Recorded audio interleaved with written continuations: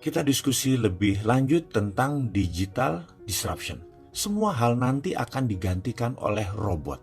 Apa yang bisa mekanik dan elektrik pasti diganti robot. Jadi manusia semuanya nanti bisa digantikan oleh AI, Artificial Intelligence. Disrupsi digital ini akan banyak menelan bisnis bergaya tradisional. Bayangkan gerakan digital disrupsi ini seperti gerakan vortex, yaitu gerakan baling-baling pesawat. Baling-baling itu kalau muter makin kencang dan makin banyak dayanya, makin melumat putarannya ke dalam. Ini gambaran industri. Mana yang makin ke tengah, mana yang makin mendekat dengan titik lumatan, makin hancur-hancuran bisnis itu.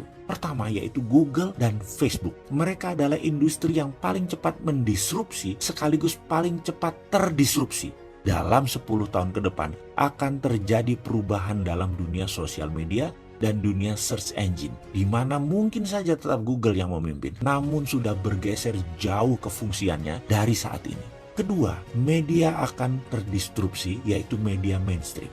Kompas, Femina, Jawa Pos, RCTI, TVRI tidak tahu lagi sampai kapan. Namun di tahun 2030 rasanya semua itu menjadi dinosaurus, hilang. Contoh saat ini ya, Net TV itu tiba-tiba melay-off banyak karyawan. Persaingan mereka itu dengan individu yang asetnya minim.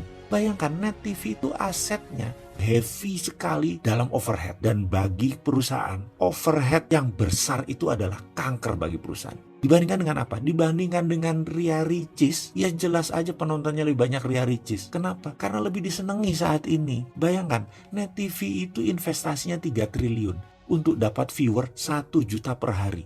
Channelnya Bosman Mardigu itu 1 juta juga viewernya per hari. Dari YouTube, IG, dan FB. Modalnya berapa? Kecil sekali. Atta Halilintar per hari itu 7 juta viewer. Deddy Corbuzier itu 6 juta viewer. Raffi dan Gigi itu 10 juta viewer per harinya. Modalnya nggak sampai semiliar. Bubrah itu semua media mainstream. Apalagi nanti waktu 5G hadir di Indonesia tahun 2020 dan 2021. Generasi milenial dan generasi Z tidak nonton TV. Nontonnya semua berbasis internet. Ketiga, apa yang terdisrupsi? Retail shop.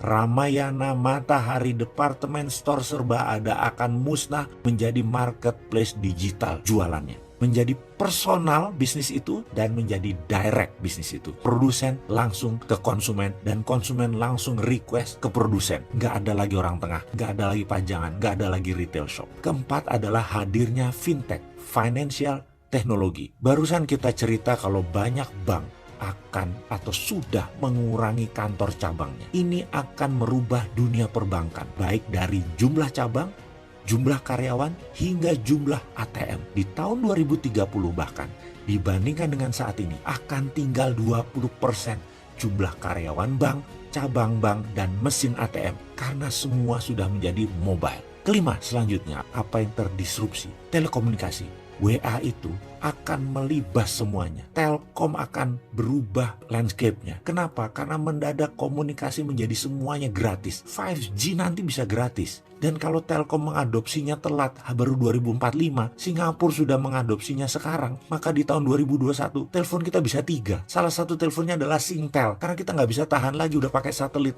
Semua wilayah Indonesia di cover dan gratis. Mampus itu Telkom. Tapi itu adalah bisnis yang terjadi bahwa telekomunikasi akan terdisrupt kalau tidak cepat-cepat melakukan perubahan game changing. Kenapa? Karena telekomunikasi merubah dari more for less jadi more for zero. Itulah yang dilakukan oleh digital company. Mereka menghasilkan more for zero. Itulah ciri digital disruption. Keenam, apa yang terdisrupsi kemudian? Edukasi. Edukasi nanti tidak akan pakai ruang kelas dan guru lagi. Apa yang dilakukan? Mereka menggunakan digital, ruang kelas tidak sebanyak sekarang lagi. Kampus dan sekolahan itu tinggal separuh kebutuhan ruang kelasnya karena semua digital. Guru dan dosen tinggal separuh dibandingkan saat ini. Karena itu akan terjadi disrupsi gila-gilaan di bidang edukasi.